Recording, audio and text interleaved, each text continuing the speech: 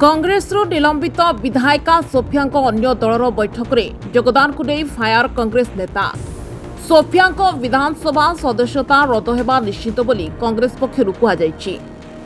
बारवाटी कटक विधायिका सोफिया फिरदौस को विधानसभा सदस्यता रद्द पर आउ कौनसी प्रतिबंधक नहीं बोली कांग्रेस पक्षर कहुई।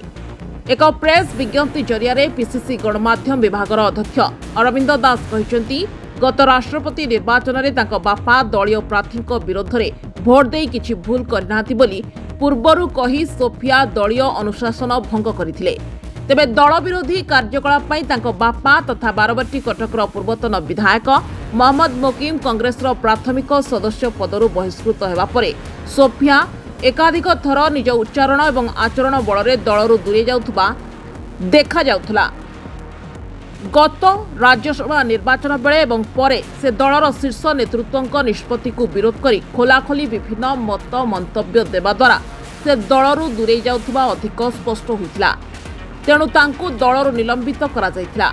एथि सहित सांविधानिक व्यवस्था अनुसार तांकर सदस्य पद रद्द हेबा नै कांग्रेस पक्षरु विधानसभार बाचस्पति निकट में दाबी करा जाइतिला। तेबे 15 एप्रिल बुधवार भुवनेश्वर प्रदर्शनी पड़िया आयोजित निज बापा नवगठित ओडिशा जनता कांग्रेस दलर समावेश रे जोगदे भाषण देवा फल स्पष्ट प्रतीयमान हेउछि से दलर सदस्यतारू निजकू स्वतस्फूर्त भावे दूरे नेबाकू चाहिचंती। तेणु बाचस्पति तांको सदस्यता रद्द करबा एक रकम अनिश्चित। सेहीपरि थरे विधानसभा को निर्वाचित होइतिबा मोहम्मद मोकिम दुर्नीति अभियोग रे दोषी साब्यस्त होई 5 वर्ष काल विधानसभा सदस्य पद रखिपारे नाही कि निर्वाचन लड़ाकू योग्य न होई शेषरे निज झील को प्रार्थी करने को बाध्य होइथिले।